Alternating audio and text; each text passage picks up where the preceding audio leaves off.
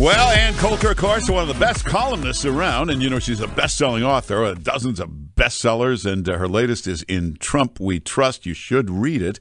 Also go to AnnCoulter.com and sign up there. You get her column first, and it's Ann Coulter on Twitter and Facebook. Ann Coulter, how you doing? Fine, thanks. How are you, Mark Simone? Very good. Hey, what would you do? Would you get rid of Sean Spicer? I was never a fan of his anyway. I don't think he's a great press secretary. Yeah, but that's like people saying I never really liked the World Trade Center. No, I really didn't. And in fact, it's a perfectly good comparison since this is a misstatement is being treated like a 9/11 attack. Whatever you thought of Sean Spicer before this, oh, come on. He misspoke, and then obviously he was nervous because it was about the Holocaust and just starts bumbling even more and more. People misspeak all the time. Remember CNN and MSNBC have both described Osama bin Laden as Obama? Yeah. Okay, they bumbled, and in one case it was on a chyron. That's something that takes time to put up on the screen. It's not just someone speaking live in the middle of a press conference. On the other hand, it was idiotic to be comparing Assad to Hitler. This is the biggest nonsense. But this goes back to Trump's decision to, bomb a country because Ivanka cried. Ivanka cried, kids died. The desperate effort to try to turn Assad into some Hitler-like character. Mark, he's a weak-kneed dentist. Well, that's true. But no jihad, no rape rooms. He's not a murderous thug like Saddam.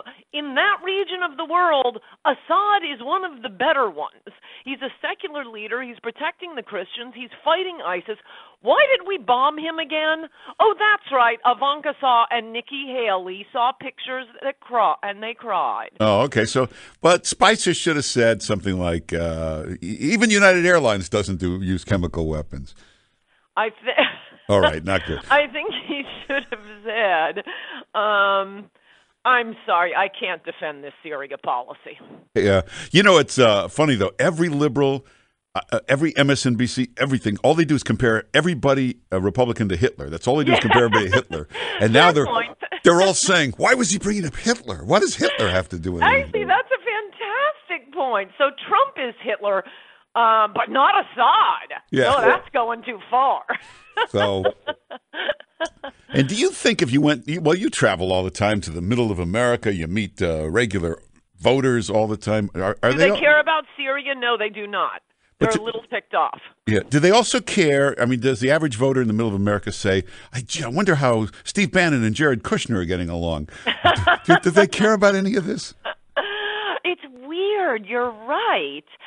Actually, because of the media's obsession with it,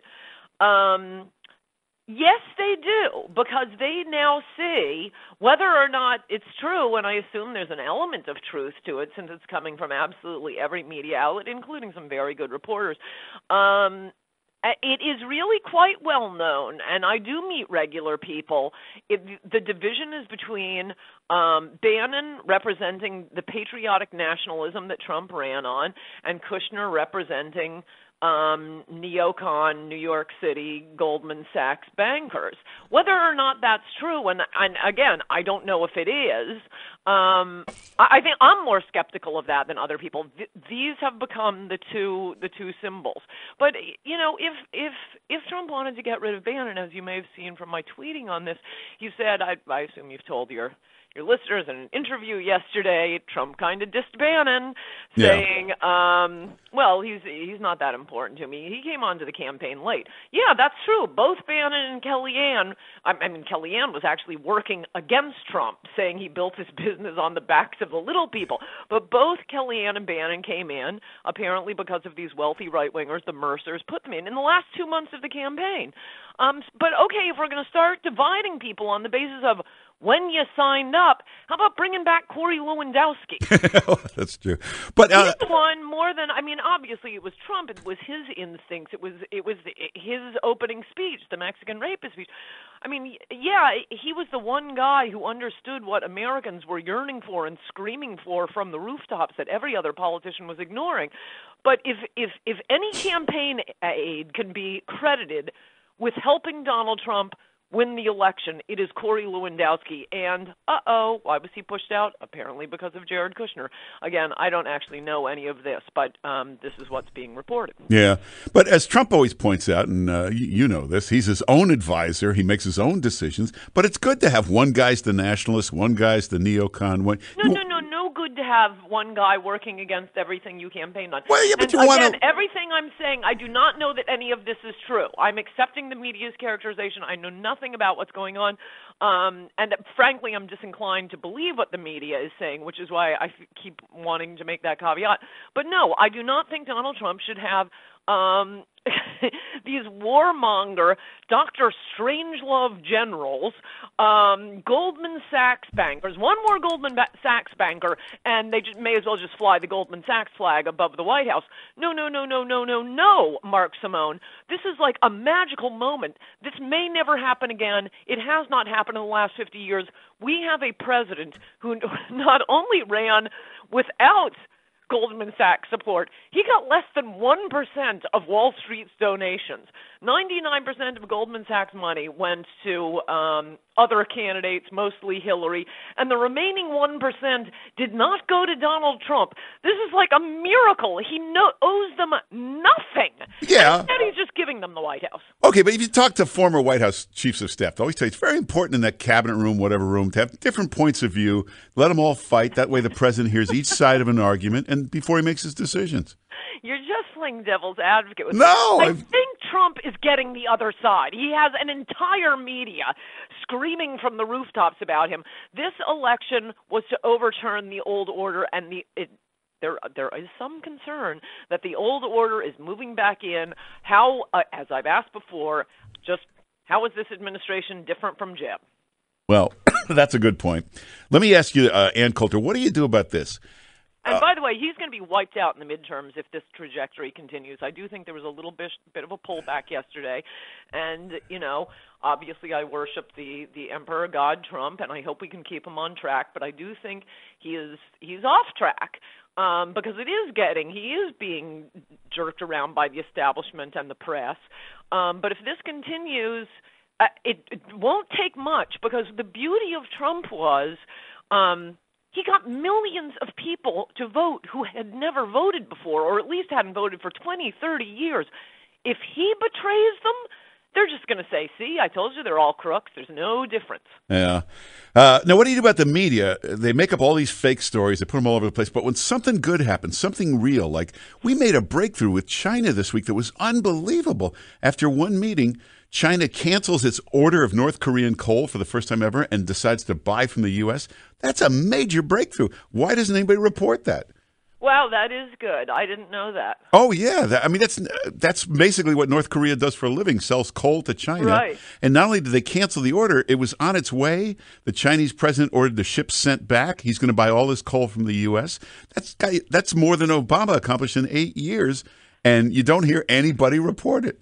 Yes, and they're probably all embarrassed because the attack on Trump allowing us to start digging up coal again was, and this was all over. You probably saw 17 different articles about it in the New York Times and Washington Post and elsewhere, and it was all. This is what they always do when Trump creates, 10,000 new jobs. Well, it's not really that many jobs. And that was the big point of the New York Times that it doesn't create that many jobs. People aren't really using coal anymore. Well, I guess they're using coal in China. Yeah. So, hey, Ann Coulter, I thought my computer was broken. I thought something wrong with the internet. I'm looking at Chuck Schumer's Twitter, and he's demanding Trump's tax returns. I said, this must be from last summer. It's yesterday. What brought this up all of a sudden? The Russia conspiracy theory is falling apart. Oh. And as I tweeted last night, when the tax returns doesn't fly, they'll be back to re-releasing the Access Hollywood tape. Yeah. So, that was a really weird thing, this whole Russia collusion. It doesn't even make any sense. And why would... Correct. Why would Russia want Donald Trump to be president? They're in the oil business, and he's the guy pushing fracking and coal. Nothing could damage Russia more than Donald Trump as president. No, and the next step, I wrote about this in last week's column because I didn't think anybody was really saying it, apart from the fact that there's no evidence for the Russia conspiracy theory, just the theory itself. It makes no sense. We're so busy fixating on, yes, but did this actually happen? We don't think, why would that happen? The idea that the way the Russian spies, a country trained in spycraft, the way they're going to help Donald Trump is by releasing emails from the DNC showing that Debbie Wasserman Schultz was conspiring against Bernie Sanders. I mean, doesn't the head spy back in Russia say, okay, thanks, Karloff, but how does this work again? Now, also, the only evidence that Russia was involved in the hacking of the DNC is now gone. That was the CrowdStrike investigation. Right. It's been totally discredited. The government, the FBI, nobody in our government has ever investigated this matter. They were relying on that private company's investigation, and that's been totally discredited. So there is actually now no existing evidence of anything Russia did. Not only that, but we have yet another reason the left might want to create this conspiracy theory, and the media operating as their helpful handmaidens to the Democratic Party, and that is for an excuse for the snooping on using national intelligence to snoop on an opposition political campaign, the Trump campaign, the Susan Rice business. Susan Rice and the rest of them, and by the way, all of them should be called to testify. No sitting down, kicking back, and writing their memoirs. I want them all hiring sleazy Washington, D.C. lawyers to show up for those congressional hearings. And they're all going to say, well, we had to spy on Trump because we were worried about him colluding with Russia. And the first FISA warrant has been discovered. Apparently, it's absolutely true. FBI got a FISA request to spy on Carter Page, who was working in Trump Tower at the time. How are they ever going to explain all this when this comes out? Exactly. Look, even you're speechless. Even you can't think of anything. I'm thinking. The left doesn't really. They've never need to develop skills of logic or rationale because they control so much of the media. Although we haven't talked about it, but I know we're getting close to the end. But two big stories this week. O'Reilly and United reminds me, and it reminds me of this with the media. All three, the theme is power corrupts. Never good to get too much power. People start behaving arrogantly and badly. Well, but United was pretty bad. So is the media. Yeah. But what I'm about United, I mean, what's the problem? There have been too many airline mergers. They control the FAA. The FAA says, okay, you get to be your own policeman, your own general, your own food inspectors. The airlines have very little oversight. How do you fix that? We don't need government oversight. We need, as with in the case of healthcare, competition. There are basically only 2 or 3 airlines in America now. They're all merging with one another. Well, that allows them to behave in outrageous ways. Okay, but if you were sick and that was the only doctor in town, this Dr. Doe, would you go to him? No. Oh, my gosh. This is not to say anything about United here. And God bless the British press. They have the much fuller stories on this. Yes. This guy who is being dragged out, he's an immigrant pill mill doctor. He's been convicted of felonies for trading narcotics, for gay sex. He ought to be deported. Well, yeah, he's. But you'd have to. And by the way, you should also read. Everyone should read. I never push any books or very rarely, other than my own. This Sam Quinones's Dreamland. He's a very good reporter. In fact, I have I quote him and cite him in my book Adios America, and a fantastic story he had on illegal immigrants out in the LA Times. But Dreamland is about the opium and heroin epidemic, and he is an amazing reporter. You won't be able to put it down. Suddenly you will understand everything that's going on. How the Mexicans do it, the pill mill doctors, and you will want to lynch up. I had no idea how implicated this pain management movement in America was. They're like Scientologists. Anyway, that's a big issue and something Trump needs to deal with, mostly by building a wall. That'll Well, keep the hey, heroin out. wall construction starting. San Diego is the starting point. They're going to. They've actually got 152 contractors involved. They're going to build a couple of sample walls and then start from there and go across. Wait, I thought they were still taking bids. Did they pick one? Well, no, there's 152 people bidding, but they're going to have them start to build stuff on this certain land I see. in San Diego until they get the final design of exactly what they want. But it's Okay, that's something Jeb wouldn't have done. That's true. Well, everybody get Ann Coulter's book, In Trump We Trust. Big bestseller, many weeks on the New York Times bestseller list, In Trump We Trust. And then get her latest column. You go to AnnCoulter.com. You can get it there, AnnCoulter.com. And Ann Coulter, thanks for being with us. Good to talk to you, Mark Simone. Bye-bye. Take care.